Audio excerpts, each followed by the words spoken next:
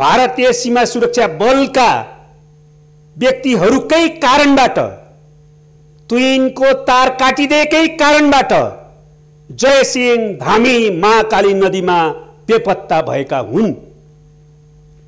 म यस प्रकारको अमानवीय, उत्पीडनकारी र क्रूर कार्यको घोर निन्दा एवं भर्त्सना गर्दछु। यसका निम्ति भारतले अविलम्ब नेपाल र नेपाली जनतासँग सार्वजनिक क्षमायाचना गर्न माग गर्दछु।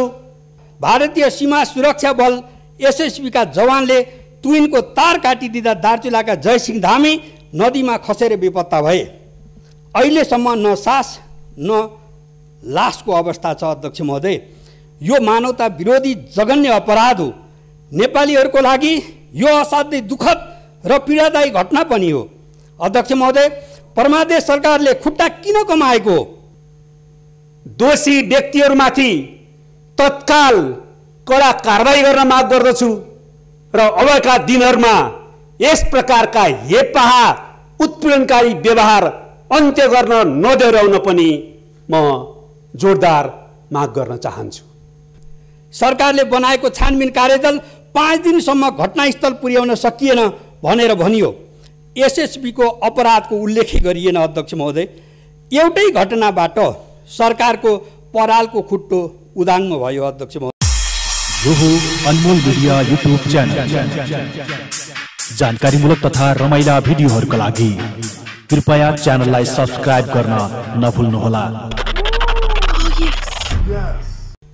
अध्यक्ष महोदय, महाकाली नदी अधिकांश ठाउँमा सीमा नदी हुनुको कारणले पुलबाट तुइन विस्थापन गर्ने तत्कालीन नेकपा एमाले नेतृत्वको सरकारको योजनामा भारतीय पक्षको सहमति आवश्यक हुन गयो। धेरै ठाउँमा सहमति आउन सकेन र आएका ठाउँहरूमा कोभिडको कारण सामान खरिद र ढुवानीमा समस्या भएकोले निर्माण कार्य समयमै अगाडि बढ्न सकेन। यसै सिलसिलामा मुद्दा मामिला र घेराबन्दीबाट सरकारलाई हटाइयो, जसको कारणले जारी प्रक्रिया अवरुद्ध हुन गयो।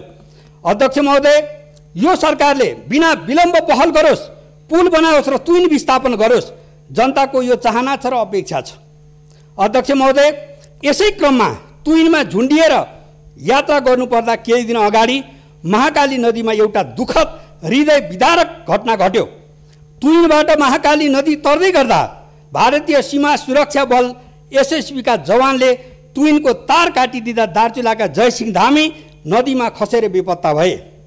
अहिलेसम्म न सास न लासको अवस्था छ। अध्यक्ष महोदय, यो मानवता विरोधी जघन्य अपराध हो।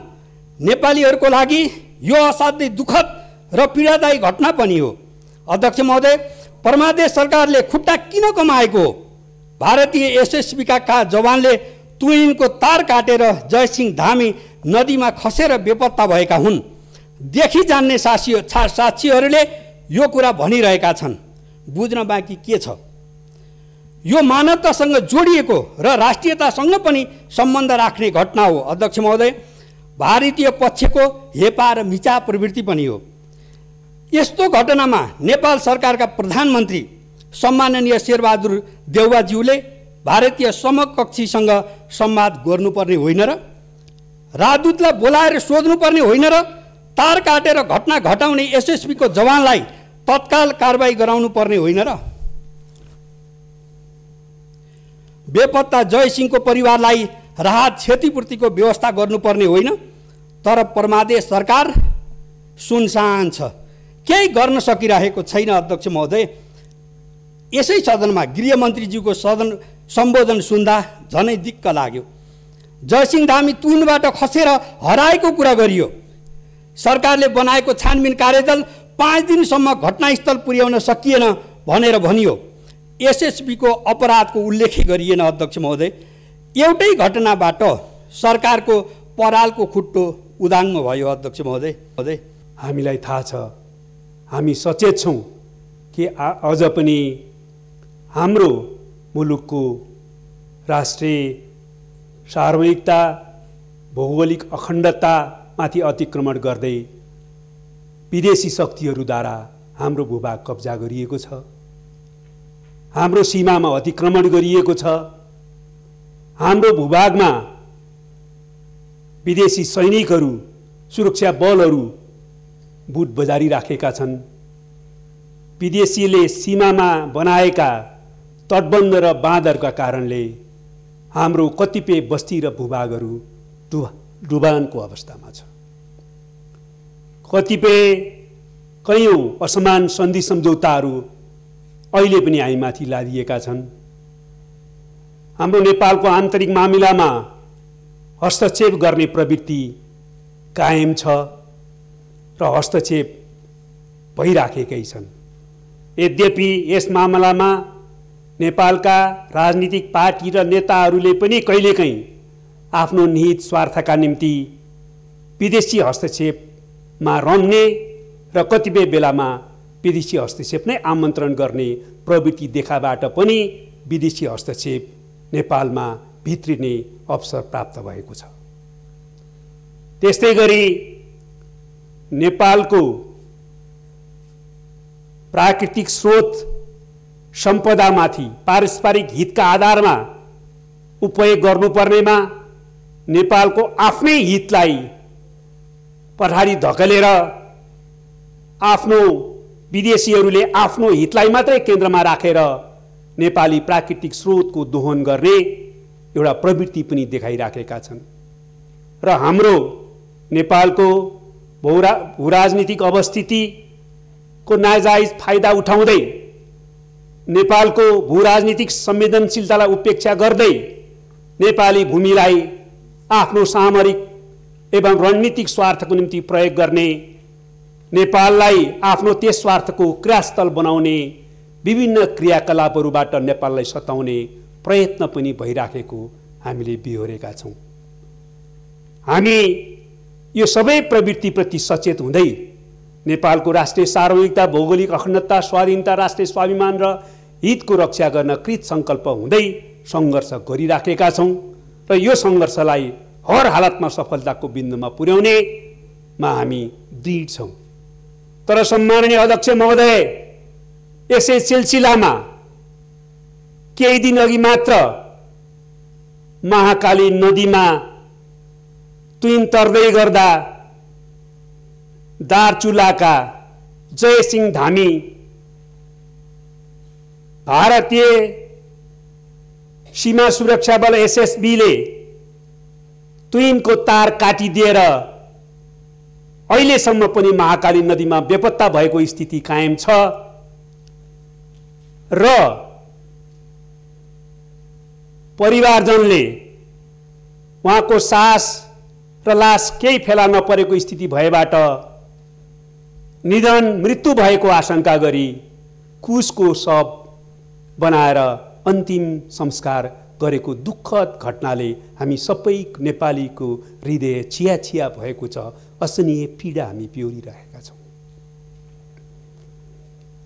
अहिलेसम्म आएका सबै तथ्यहरूले के प्रश्न गरेको छ भने यो भारतीय सीमा सुरक्षा बलका व्यक्तिहरूकै कारणबाट, तुइनको तार काटिदिएकै कारणबाट जयसिंह धामी महाकाली नदीमा बेपत्ता भएका हुन्।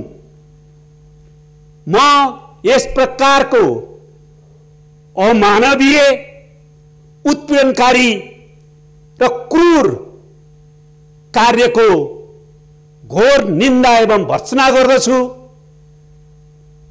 यसका निम्ति भारतले अविलम्ब नेपाल र नेपाली जनतासँग सार्वजनिक क्षमायाचना गर्न माग गर्दछु। दोषी व्यक्तिहरूमाथि तत्काल कडा कारबाही गर्न माग गर्दछु र अबका दिनहरूमा यस प्रकारका हेपाहा उत्पीडनकारी व्यवहार अन्त्य गर्न नदोहोर्याउन पनि म जोरदार माग गर्न चाहन्छु। त्यसैगरी यस सन्दर्भमा नेपाल सरकारले छानबिन समिति बनाएर परिपक्व कूटनीतिद्वारा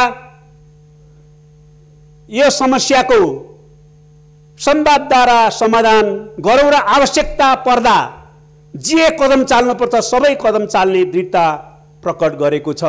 सामान्यतया नीतिगत रूपमा त्यो ठिकै छ, तर यो ढिलो भयो। नेपाल सरकारको म गम्भीर ध्यानाकर्षण गराउन चाहन्छु। छानबिन समितिको रिपोर्ट छिटो ल्याएर छिटोभन्दा छिटो आफ्नो तर्फबाट भारत सरकारसँग गम्भीर विरोध र आपत्ति प्रकट गर्ने र दोषीमाथि कारबाहीको माग गर्ने र पीडित परिवारलाई उचित राहत र भर्तेको व्यवस्था गर्न तत्काल कदम चालोस् भन्ने माग गर्न चाहन्छु।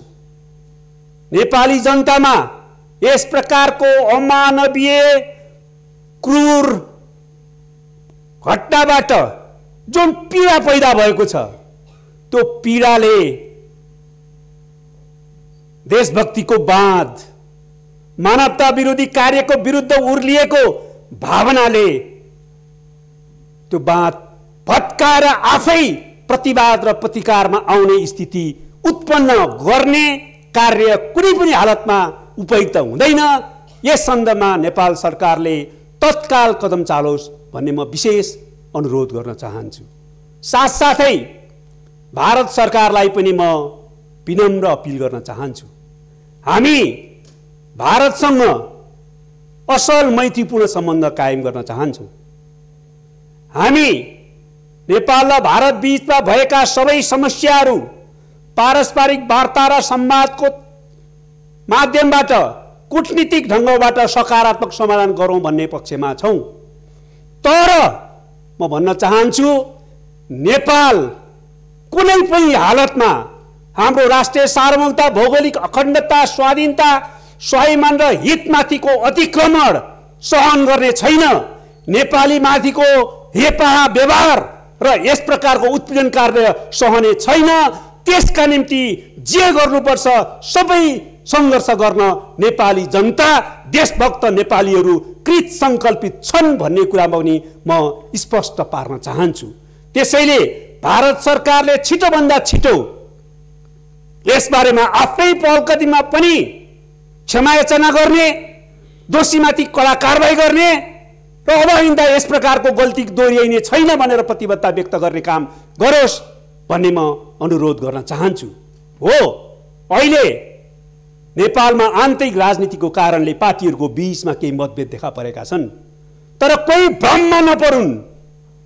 आवश्यकता पर्दा सारा नेपालका राजनीतिक पार्टीहरू, नेपालका सबै सामाजिक शक्तिहरू, सम्पूर्ण नेपाली जनताहरू राष्ट्रियताको पक्षमा एकढिको भएका छन्, अब पनि एकढिको हुन्छन्। त्यसैले गर्दाखेरि हामी नेपालमालाई हेप्ने, नेपाललाई अतिक्रमित गर्ने, नेपाली प्रति दुर्व्यवहार गर्ने कुनै काम कसैले नगरोस् र सच्याओस् भनेर अनुरोध र अपिल गर्न चाहन्छु। सम्माननीय अध्यक्षज्यू, म अर्को नेपालको आन्तरिक राजनीतिक विषयमा थोरै कुरा अब प्रश्न पार्न चाहन्छु। नेपालको केही समय अगाडि देखेको तात्कालिक राजनीतिक सङ्कटले सकारात्मक विकास प्राप्त गरेको छ। यद्यपि जसरी सामन्ती निरङ्कुशतन्त्र राजतन्त्रलाई हामीले अन्त्य गर्दा हिज राजकाज गरिरहेका त्यो शक्ति र संस्थाहरू अहिले पनि त्यसलाई पुनर्स्थापित गर्न सकिन्छ कि भनेर लोकतन्त्रका विरुद्ध बर्बराहट गरिराखेका छन् र विभिन्न षड्यन्त्रका तानाबानाहरू बुनिराखेका छन्। त्यसै गरी हिजको असंवैधानिक अलोकतान्त्रिक कदम चाल्ने शक्तिहरू पनि आज यो अहिले फेरि संविधान र लोकतन्त्रलाई ट्र्याकमा ल्याउने, लिकमा ल्याउने र प्रतिगामी कदम असफल पार्ने काम भएपछि विभिन्न ढङ्गले त्यसका विरुद्ध जाइराखेका छन् भन्ने कुरा बुझ्न कुनै गाह्रो छैन। त्यो स्वाभाविक पनि हो केही दिनसम्म, केही हदसम्म। तर म भन्न चाहन्छु, यो देशका निम्ति, यो देशको जनताका निम्ति शहीदहरूलाई केन्द्रमा राखेर, पुर्खाहरूलाई केन्द्रमा राखेर आफ्नो जिम्मेवारी सोचौँ र संविधान र लोकतन्त्रको रक्षाका पक्षमा र सामाजिक आर्थिक रूपान्तरणको पक्षमा आफ्ना गल्ती कमजोरीहरूप्रति सचेत हुँदै र त्यसप्रति हामीले आत्मसमीक्षा गर्दै अगाडि बढ्न पनि म सबैलाई अपिल गर्न चाहन्छु। अध्यक्ष महोदय, नेपाली जनताले प्रतिगमन विरोधी सङ्घर्षका क्रममा निर्देश गरेका थिए। आजको एउटै निकास हो। अहिलेको प्रतिगामी कदमलाई असफल पार, विघटित प्रतिनिधि सभालाई पुनर्स्थापित गर, संविधान अनुसार बन्नपर्ने सरकारलाई रोक लगाएको कारणले त्यो सरकार निर्माण गर्ने काममा सफलता प्राप्त गर र संविधान र लोकतन्त्रलाई प्रभावकारी ढङ्गले कार्यान्वयनको प्रक्रियामा अगाडि बढाऊ। यो काम सही दिशामा अगाडि बढेको छ। त्यस अर्थमा प्रतिगामी कदम परास्त भएको छ। यो निकासको एउटा पाटो हो। तर साथसाथै नेपाली जनताले भनेका थिए त्यति मात्रै भएर पुग्दैन। यदि यो देशलाई सही दिशातिर लैजाने हो भनेदेखि जनताले भनेका थिए, निर्देश दिएका थिए, असंवैधानिक, अलोकतान्त्रिक, निरङ्कुश, स्वेच्छाचारी, असहिष्णु, व्यक्तिवादी र भ्रष्ट प्रवृत्तिबाट आफूलाई पनि मुक्त गर, त्यसलाई दोहोरिन नदेऊ भनेका थिए। त्यसकारण त्यो प्रवृत्तिको भने अन्त भइसकेका छैन। सबै राजनीतिक पार्टी र नेताहरूले र विशेषतः यो गठबन्धन, प्रतिगमन विरोधी गठबन्धन र त्यस आधारमा सरकार चलाउने शक्तिहरूले र सरकारले यसबारेमा गम्भीरतापूर्वक सोच्नुपर्ने छ। त्यसको प्रवृत्तिको विरुद्ध सङ्घर्ष गरेको कारणले त्यो प्रवृत्तिमा आफूमा कुनै पनि हालत देखा पर्न नपाओस्, त्यो प्रवृत्तिबाट आफूलाई मुक्त राख्नुपर्छ। दोस्रो कुरा, प्रतिनिधि सभालाई विघटन गरेर प्रतिगामी कदम चाल्ने प्रमुख पात्र र नायकत्व पूर्व प्रधानमन्त्री, तत्कालीन सरकारका प्रमुख र माननीय केपी शर्मा ओलीले नै गर्नुभएको थियो। त्यो कुरा सत्य हो। तर यो कुरा पनि हामीले आत्मसात गर्नु जरुरी छ। यो मुलुकको दुरावस्थाका निम्ति, यो मुलुकको यो बेहालका निम्ति त्यो प्रवृत्तिका वाहक उहाँ मात्रै जिम्मेवार हुनुहुन्थेन। सबै राजनीतिक पार्टीहरू, नेताहरू, योभन्दा अगाडि विभिन्न ढङ्गले सरकार चलाउने सरकारहरू पनि एक वा अर्को रूपमा, एउटा वा अर्को हदसम्म जिम्मेवार थिए। आज हामीले त्यो कुरा पनि गम्भीर आत्मसमीक्षा गर्नुपर्छ। यो हो अनमोल मिडिया युट्युब च्यानल। जानकारीमूलक तथा रमाइला भिडियोहरूका लागि कृपया च्यानललाई सब्स्क्राइब गर्न नभुल्नुहोला।